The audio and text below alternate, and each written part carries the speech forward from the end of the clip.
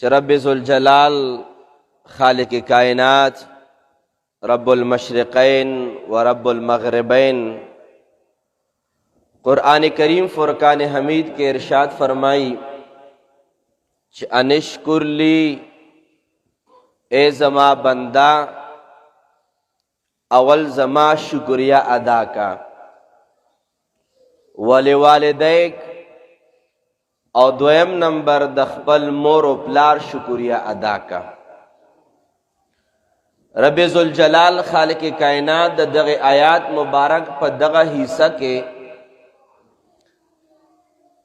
د انسان د پاره یو ډیر لوی حکم نازل کړی دی او هغه حکم دا دی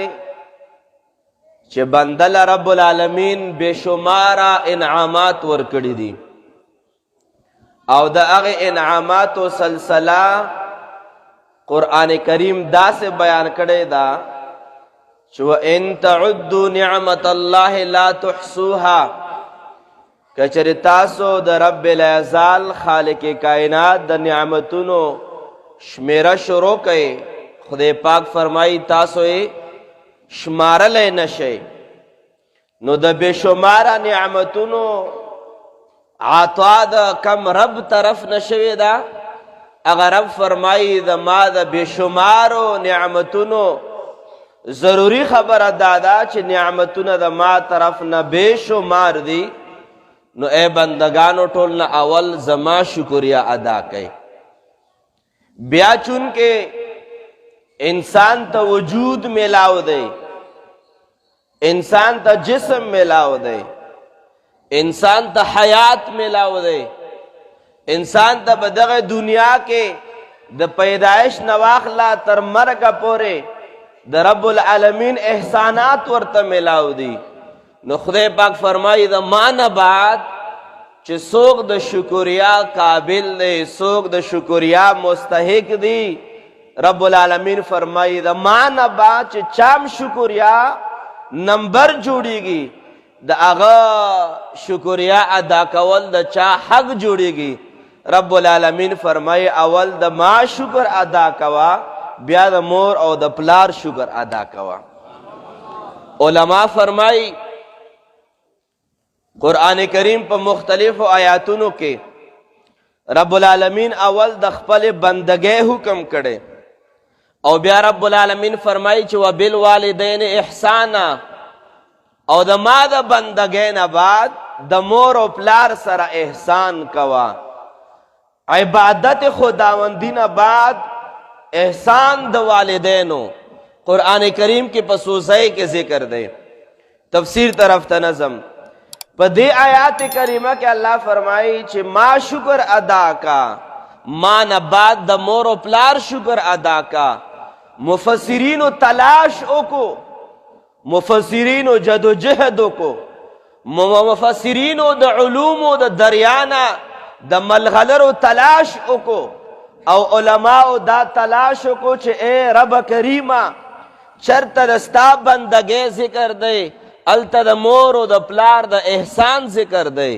چرت دستا دا شکریہ ذکر دے دستا دا شکریہ نا بعد دا والدینو دا شکریہ ذکر دے اے رب کریمہ پا ہر زے کے دا زان سا دا مور و پلار یاد ولی کئی مفسرینو چکلا غوتزن شول او د علوم په دریابونو کې ورټیټ شول نو سمل غلره ورته داسې میلاو شوي چې خدای پاک په هر ځای کې د ځان د عبادت سره د مور او پلار د احسان ذکر ولې کړی او د ځان د شکریې سره د مور او د پلار شکریې ذکر ولې کړی چې دې وجه علما لیکي چې وجه دادا چې د انسان پیدا کېدو دو سببونه دي یو سبب حقیقی دی او یو سبب مجازی دی. انسان چې دنیا ته راغلی دی